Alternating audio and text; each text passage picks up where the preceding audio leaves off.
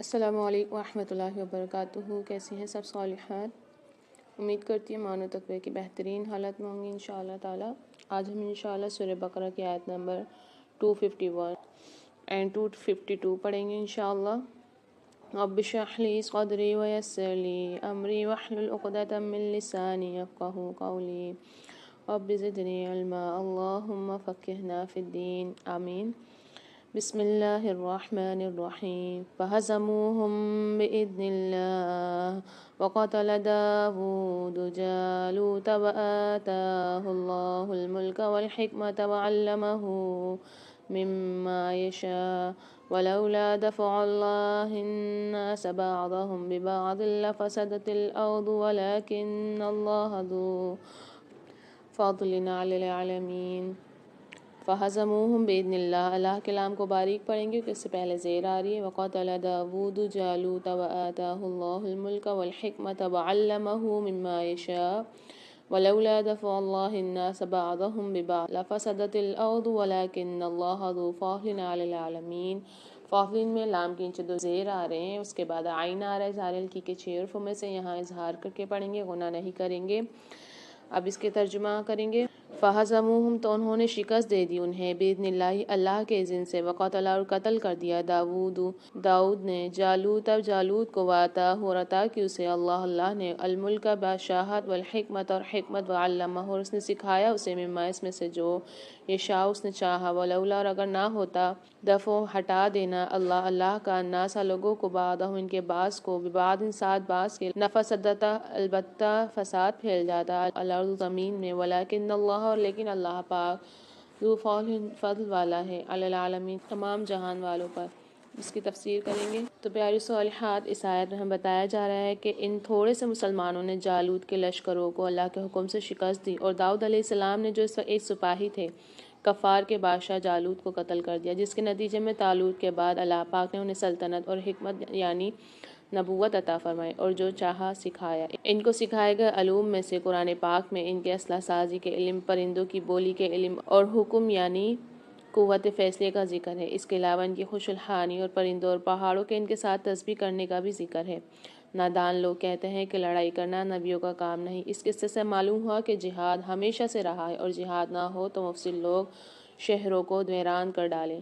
ولولا دفع اللہ الناس بعضهم ببعض، اس سے یہ بھی معلوم ہوا کہ جب کوئی گروہ قوت اور اقتدار کے نشے میں بدمست ہو کر انسانی حد سے آگے بڑھنا چاہتا ہے تو اس کے مقابلے میں اللہ پاک کسی دوسرے گروہ کو اٹھا کر اس کی سرکوبی کروا دیتا ہے۔ اگر ایسا نہ ہوتا تو زمین میں امن قائم نہ ہو سکتا تھا۔ جیسے اگر کسی شہر میں پولیس اور قانون نہ ہو تو جرائم بڑھ جائیں، اسی طرح اگر اللہ ظالموں کو روکنے کے لیے نیک لوگوں کو طاقت نہ دے تو زمین فساد سے بھر جائے۔ تو یہ آیت ہمیں پیغام دیتی ہے کہ کامیابی اللہ کی مدد سے ہوتی ہے، کمزور بھی اللہ کی مدد سے طاقتور کو ہرا سکتا ہے۔ اقتدار اور علم اللہ کی عطا ہے۔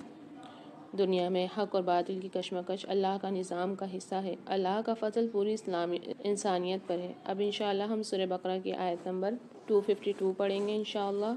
بسم اللہ الرحمن الرحیم تلک آیات اللہ نتلوها علیک بالحق وَإِنَّكَ لَمِنَ الْمُرْسَلِينَ۔ تلک آیات اللہ میں اللہ کے لام کو موٹا پڑھیں گے، نتلوها علیک بالحق وَإِنَّكَ لَمِنَ الْمُرْسَلِينَ، وَإِنَّكَ میں نون پر غنہ ہوگا، غنہ کر کے پڑھیں گے۔ اب اس کا ترجمہ کریں گے۔ تلک آیات اللہ، یہ آیات ہیں اللہ کی، نتلوہا ہم پڑھتے ہیں انہیں، علیک آپ پر، بالحق ساتھ حق کے، وَإِنَّكَ اور بے شک آپ، لَمِنَ الْمُرْسَلِينَ البتہ رسولوں میں سے ہیں۔ اب اس کی تفصیل کریں گے تو پیاری صالحات، ہمیں اس آیت میں بتایا جا رہا ہے کہ پچھلی امتوں کے یہ واقعات جو ہم آپ کو سنا رہے ہیں یہ آپ کے نبی صادق ہونے کی واضح دلیل ہیں، کیونکہ آپ نے انہیں نہ کسی کتاب میں پڑھا اور نہ کسی سے سنا، پھر بھی انہیں اس طرح ٹھیک ٹھیک بیان کر رہے ہیں کہ بنی اسرائیل بھی ان کی تصدیق کرتے ہیں۔ یہ کافروں کی طرف سے آپ کی رسالت کے انکار پر انتہائی تاکیدی الفاظ اِنَّا اور لام تاکید کے ساتھ آپ کی رسالت کا اثبات ہے۔ کافر آپ کی رسالت کے انکاری تھے، جیسا کہ فرمایا وَيَقُولُ الَّذِينَ كَفَرُوا لَسْتَ مُرْسَلًا، اور وہ لوگ جنہوں نے کفر کیا کہتے ہیں تو کسی طرح رسول نہیں ہے۔ اللہ پاک نے ان کے انکار کا رد کرتے ہوئے فرمایا وَإِنَّكَ لَمِنَ الْمُرْسَلِينَ، بلا شبہ تو یقیناً رسولوں میں سے ہے۔ تو پیارے صالحات، یہ آیت پچھلے واقعہ طالوت، جالوت اور حضرت داؤد کے بعد نازل ہوئی۔ اس میں اللہ پاک نبی کریم صلی اللہ علیہ وسلم کو مخاطب کر کے بتاتے ہیں کہ یہ سچے واقعات اللہ کی آیات ہیں اور آپ واقعی اللہ کے بھیجے ہوئے رسول ہیں۔ تلک آیات اللہ، یہ اللہ کی نشانیاں ہیں، مطلب یہ واقعات کوئی کہانی نہیں بلکہ اللہ کی طرف سے سچی نشانیاں ہیں۔ قرآن کی ہر آیت ہدایت اور سبق کے لیے ہے۔ نتلوہا علیک بالحق، ہم اسے آپ پر سچائی کے ساتھ پڑھتے ہیں۔ اللہ خود فرما رہے ہیں کہ یہ کلام سچ پر مبنی ہے، اس میں کوئی جھوٹ یا مبالغہ نہیں ہے۔ وَإِنَّكَ لَمِنَ الْمُرْسَلِينَ، اور بے شک آپ رسولوں میں سے ہیں۔ اللہ پاک نبی کریم صلی اللہ علیہ وسلم کی رسالت کی تصدیق فرما رہے ہیں۔ پچھلے انبیاء کے واقعات کا علم اس بات کی دلیل ہے کہ آپ اللہ کے سچے رسول ہیں۔ جیسے کوئی استاد طالب علم کو پرانے لوگوں کے سچے واقعات سناتا ہے تاکہ وہ سبق سیکھے، اسی طرح اللہ پاک انبیاء کے واقعات بیان کر کے ہمیں ہدایت دے رہے ہیں۔ یہ آیت گویا کہتی ہے یہ سب واقعات سچے ہیں، ہم نے آپ کو وحی کے ذریعے سنائے اور یہ آپ کی نبوت کی دلیل ہے۔